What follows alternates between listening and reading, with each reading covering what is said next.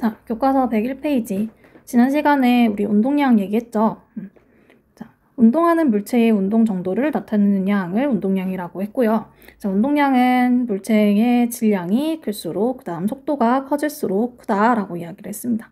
그래서 기호는 운동량은 P, 질량은 M, 속도는 V 이렇게 기호로 나타내고, 그래서 얘네를 곱하니까 단위도 질량의 단위 킬로그램, 그 다음 속도의 단위 미터 퍼 세크 얘네를 같이 곱해준다라고 이야기했습니다.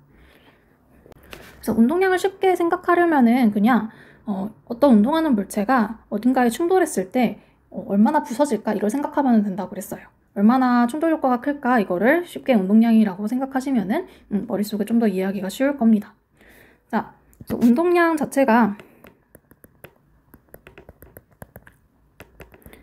질량 곱하기 속도이기 때문에 10kg짜리 물체가 1초에 10cm의 속력으로 달린다고 할 때, 자, 이 물체를 A라고 하고, 그 다음 B는 1kg짜리 물체가 1m/s의 속력으로 달린다고 할 때, 얘네의 운동량을 비교해 보시면은 요 1초에 10cm 이거는 m/s 단위로 바꾸시면은 0.1m/s죠.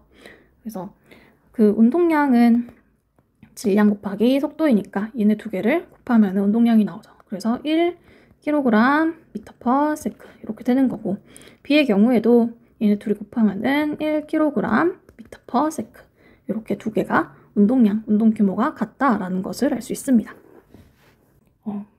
요 물체에 힘을 가하면 속도가 변화할 수 있어요. 속도가 변화하면 누가 변화하는 거야? 그쵸? 이 앞에 있는 운동량이 변화하는 겁니다. 자, 그래서 힘을 많이 주면 많이 줄수록 물체의 운동량이 많이 변화하겠죠.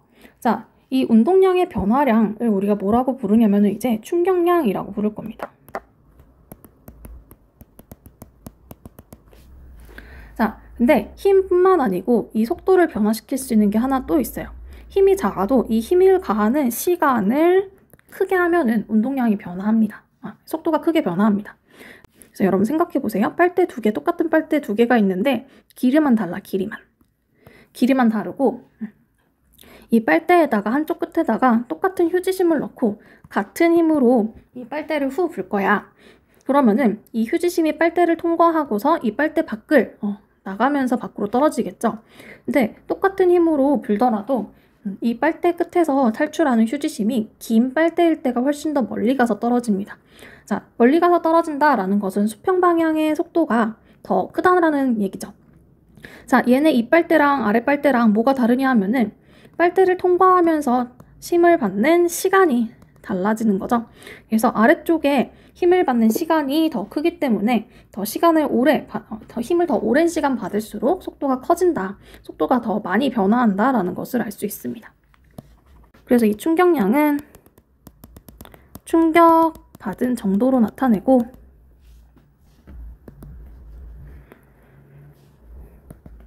또한 운동량의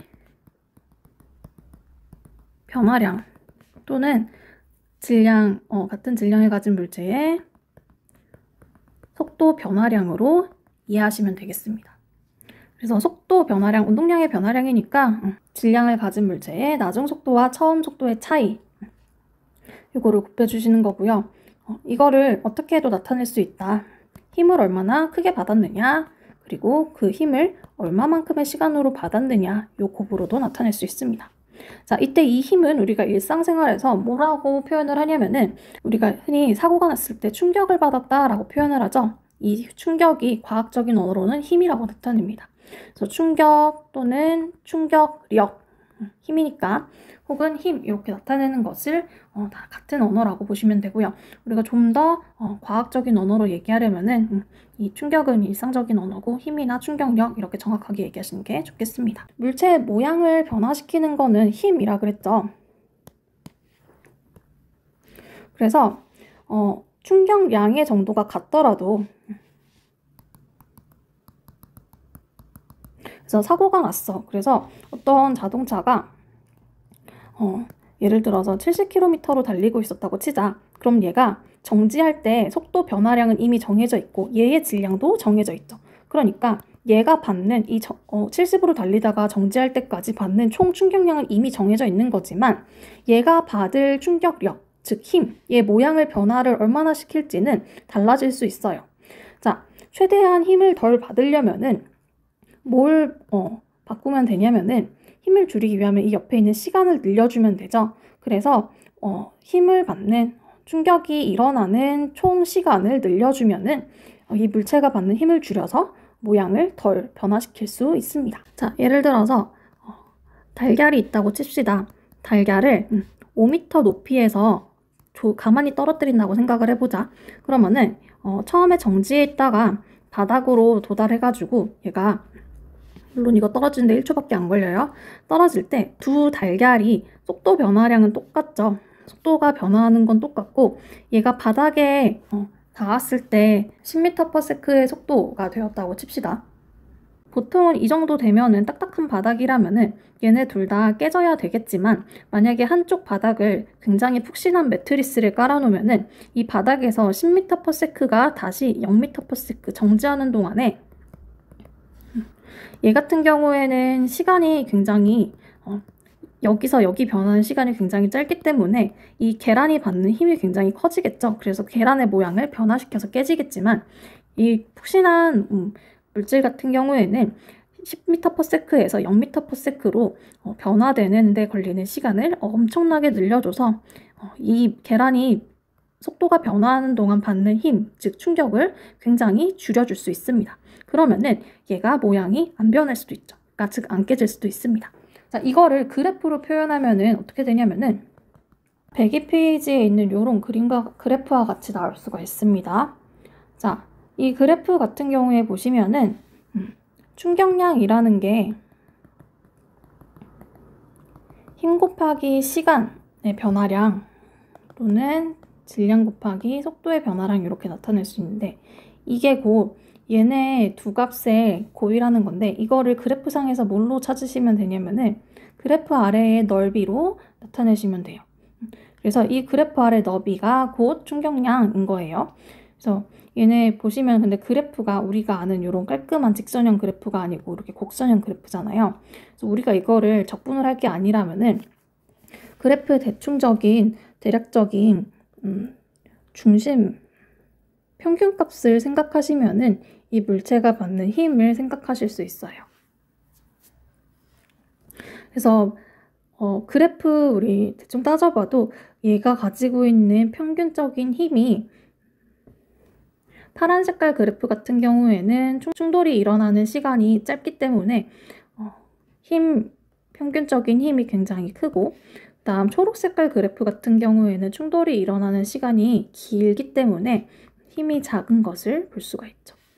그래서 시간이 길면은 충돌하는 데 걸리는 시간이 길면은 충돌 동안 받는 힘이 작다라는 것을 보실 수가 있습니다. 그래서 교과서 101페이지 앞에 다시 돌아가시면은 물체가 받은 충격 정도를 나타내는 양을 충격량이라고 하고요. 충격량은 I로 나타내고 작용한 힘과 힘이 작용한 시간 이렇게 나타내지만 또한 운동량의 변화량과 같은 값을 갖기 때문에 얘는 M, 델타, V 이렇게 나타낼 수도 있다. 그래서 델타 값을 찾으실 때는 얘 처음에 가지고 있던 속도랑 나중에 가지고 있던 속도랑 두 개를 빼버리시면 돼요. 그게 이 차이값을 나타내게 되는 겁니다. 그래서 이런 식으로 이해하시면 되고요. 자, 하나 더.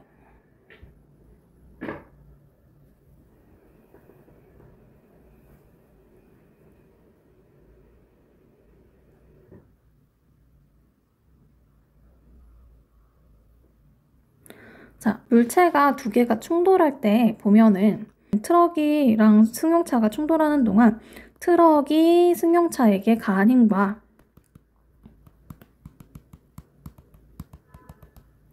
반대로 승용차가 트럭에 가한 힘이 서로 작용-반작용 관계이죠.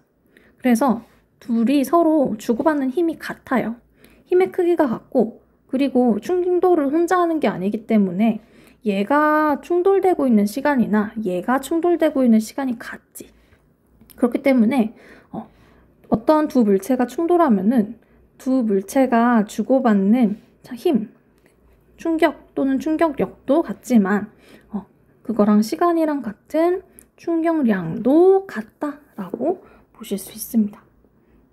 자, 그래서 오늘 운동량과 충격량의 관계 살펴봤고요. 이 충격량에서 힘과 시간과의 관계를 좀 살펴봤는데 이 힘과 시간과의 관계를 이용해가지고 우리 자동차에 있는 안전장치를 하나 떠올릴 수가 있습니다. 뭐냐면은 에어백이에요. 자, 그래서 에어백은 사고가 났을 때 사람이 관성 때문에 앞으로 튀어나가게 될 수 있죠. 운전자나 안에 타고 있는 사람이 앞으로 이렇게 튀어나갈 때 딱딱하게 있는 그냥 차체를 박으면은 충돌 시간이 굉장히 짧아져서 충돌할 때 받는 힘이 굉장히 커지겠죠. 그래서 이 사람이 충격을 굉장히 많이 받을 수 있는데 그걸 에어백을 이렇게 터트려주면은 에어백을 눌러가지고 정지하는 데까지 시간이 굉장히 오래 걸려지겠죠. 그래서 시간이 늘어나면서 이 사람이 받는 힘을 굉장히 많이 줄여줘요. 이 비율이. 그래서 좀 덜 다치게 만들어주는 안전장치라고 보시면 되겠습니다. 그래서 오늘 내용은 여기까지고요. 우리 다음 시간에 이런 관성과 운동량, 충격량의 원리를 활용해서 우리 일상생활에서 필요한 안전사고 예방장치를 좀 만들려고 합니다. 우리 일상생활에 뭐 학교든 집이든 아니면 다른 도로교통 상황이나 운동할 때나 이럴 때 좀 이런 충격을 줄여주는 장치들 혹은 다른 안전장치들이 필요한 게 뭐가 있을까 한번 생각해 보시면 좋겠습니다. 자, 수고하셨습니다.